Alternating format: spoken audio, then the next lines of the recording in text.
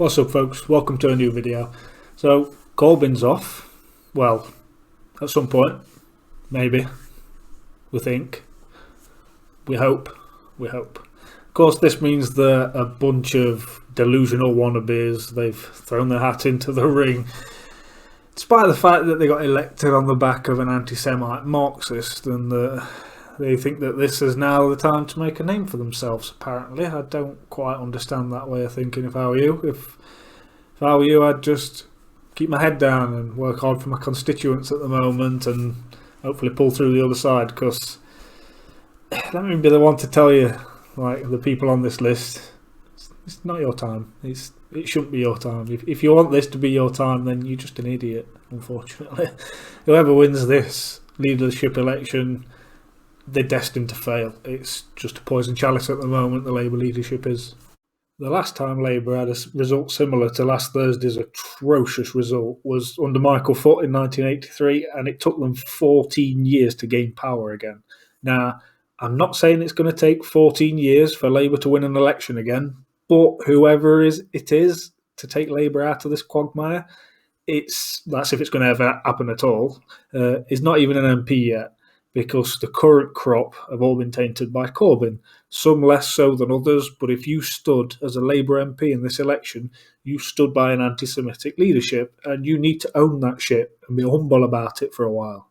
For team continuity Corbyn, we've got the bookies' favourite, Rebecca Wrong-Daly, who, in my opinion, is not the worst of the current far-left mob within Labour. She's not a particularly nasty person, but what she most definitely is thick as fucking mince.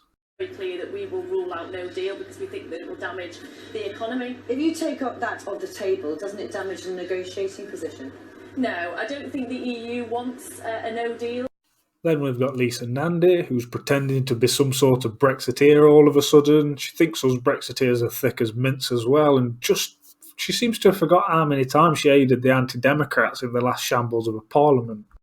She twice voted against the third reading of the EU exit bill in January 2018, trying to block the UK leaving the EU. In June 2018, she voted to try and make it conditional that the UK government seek full access to the internal market of the EU, which of course includes freedom of movement instead of just workers under the EEA.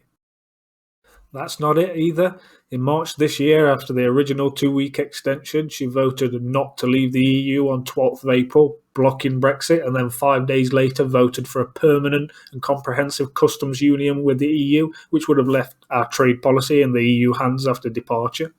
Next in the betting, they've got Keir Starmer, who is a little bit more towards the centre and would have probably been the standout candidate in the running had he not gone back on his word to respect the referendum.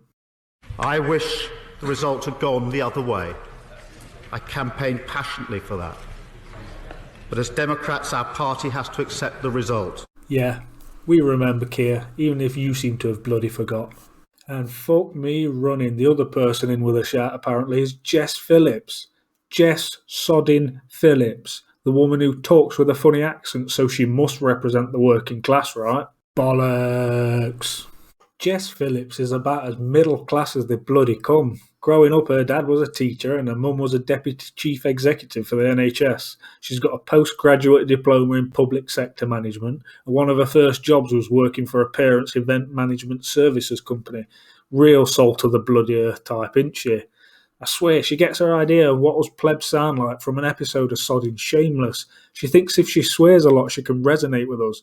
She can't. Grow up. To be perfectly honest, I don't see a single Labour MP that has the slightest chance of putting Labour out of the quagmire that they're currently in. We should probably just let them elect another Corbynista like Rebecca Long-Bailey, because then at least we can get rid of this socialism bollocks for another 30 years.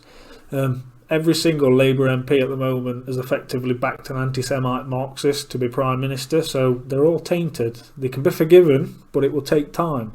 Going for the leadership position just shows the total lack of understanding of what's happened, and shows that they've had absolutely no reflection on the damage caused to the traditional vote, like Mansfield and Ashfield and Bolsover and so on. The person to pull Labour out of this all probably isn't even an MP yet, because I don't believe any of the current lot are strong enough to do the one thing that might make Labour electable again, and that's to cut out the cancer in the party. and I'm sure you all know what that cancer is. It's momentum. They are far too toxic and aggressive. I don't know a single voter around where I live that wants to be associated with or even in the same room as them, and we're the seats that Labour have just lost to the Tories for the first time in generations, like since the war. Even Dennis Skinner lost his seat next door to me, and he's been there for 49 years as their MP. He was about to become the father of the house now Kenneth Clarke's resigned. Put Momentum on the same list as the BNP, because they're doing Labour as much good as the BNP would anyway. Until they're gone, Labour will just continue to bleed voters. It really doesn't matter who the leader is. You're just sticking lipstick on a pig and telling folks it's a thoroughbred horse. It's not going to wash. The Labour Party teeters on the edge of destruction for good. If another party can capture the imagination before 2024, we could have a new main opposition to the Tory party. Watch this space, folks.